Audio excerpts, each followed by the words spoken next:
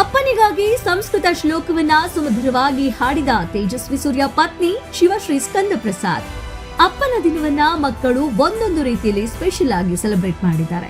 ಅದರಲ್ಲಿ ಖ್ಯಾತ ಗಾಯಕಿ ಸಂಸದ ತೇಜಸ್ವಿ ಸೂರ್ಯ ಪತ್ನಿ ಶಿವಶ್ರೀ ಸ್ಕಂದ ಪ್ರಸಾದ್ ಅವರು ಸಹ ತಮ್ಮ ಅಪ್ಪನಿಗಾಗಿ ಒಂದು ಅದ್ಭುತ ಹಾಡನ್ನ ಹಾಡಿದ್ದಾರೆ.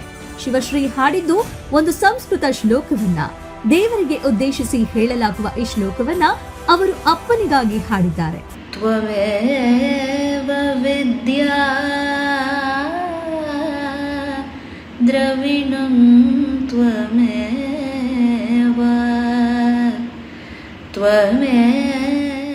ಶಿವಶ್ರೀ ಅವರು ತ್ವಮೇವ ಮಾತಾ ಚ ಪಿತಾ ತ್ವಮೇವ ತ್ವಮೇವ ಬಂಧುಶ್ಚ ಸಖಾ ತ್ವಮೇವ ತ್ವಮೇವ ವಿದ್ಯಾ ದ್ರವಿಣಂ ತ್ವಮೇವ ತ್ವಮೇವ ಸರ್ವಂ ಮಮ ದೇವ ದೇವ ಎಂಬ ಸಂಸ್ಕೃತ ಶ್ಲೋಕವನ್ನ ಮಧುರವಾದ ಕಂಠದಲ್ಲಿ ಹಾಡಿದ್ದಾರೆ.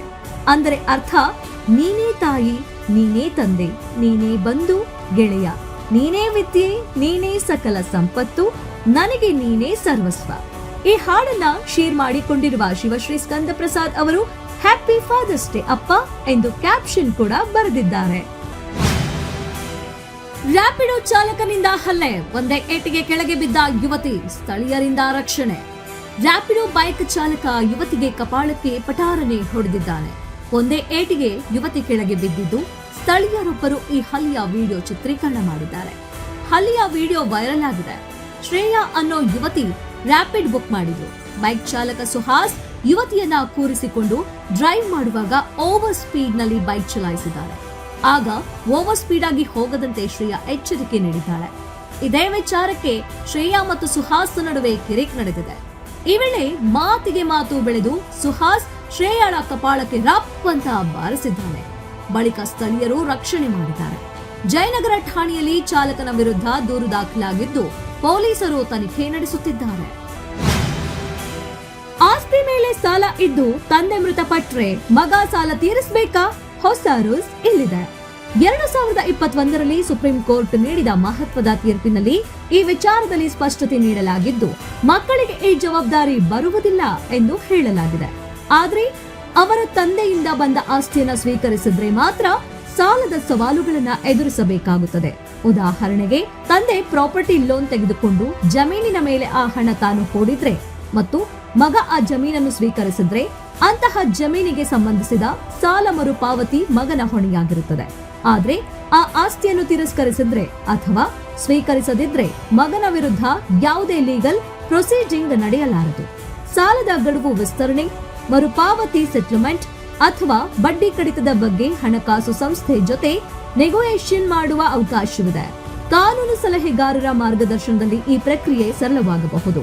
ಒಟ್ಟಿನಲ್ಲಿ ತಂದೆಯಿಂದ ಬಂದ ಆಸ್ತಿಯೊಂದಿಗೆ ಬಂದ ಸಾಲವನ್ನ ಮಕ್ಕಳಿಗೆ ಕಟ್ಟಬೇಕೆಂದರೆ ಅವರು ಆ ಆಸ್ತಿಯನ್ನ ಸ್ವೀಕರಿಸಬೇಕಾಗಿರುತ್ತದೆ. ಇಲ್ಲದಿದ್ದರೆ ಕಾನೂನು ಏಕಮುಖವಾಗಿ ಅವರ ನಿರ್ಧಾರ ಕೈಗೊಳ್ಳುತ್ತದೆ.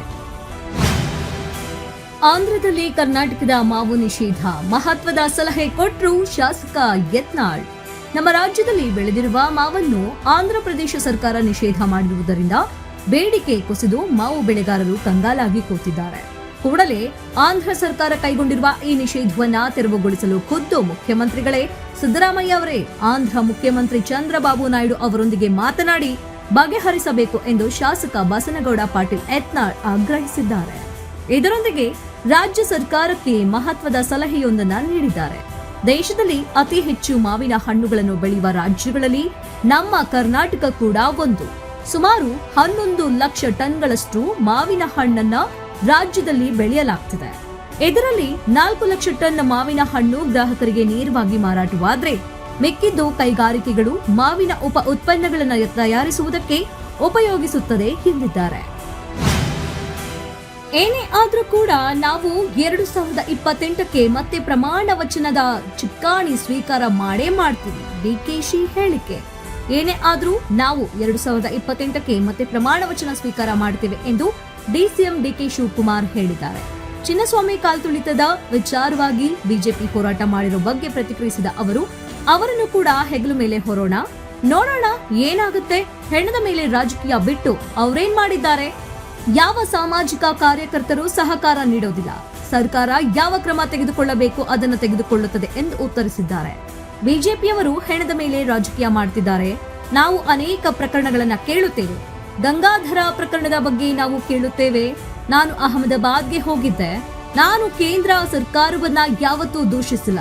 ದೇವಾಲಯದಲ್ಲಿ ಕಾಲ್ತುಳಿತ ಆಗಿದೆ, ಅನೇಕ ಕಡೆ ಕಾಲ್ತುಳಿತ ಆಗಿದ್ರೂ ಕೂಡ ಅದನ್ನ ರಾಜಕೀಯವಾಗಿ ಬಳಸಿಕೊಳ್ತಿದ್ದಾರೆ. ಏನೇ ಆದ್ರೂ ಕೂಡ ನಾವು 2028ಕ್ಕೆ ಮತ್ತೆ ಪ್ರಮಾಣ ವಚನವನ್ನ ಸ್ವೀಕಾರ ಮಾಡೇ ಮಾಡ್ತೇವೆ ಎಂದು ತಿರುಗೇಟು ನೀಡಿದ್ದಾರೆ ಡಿಸಿಎಂ ಡಿಕೆಶಿ.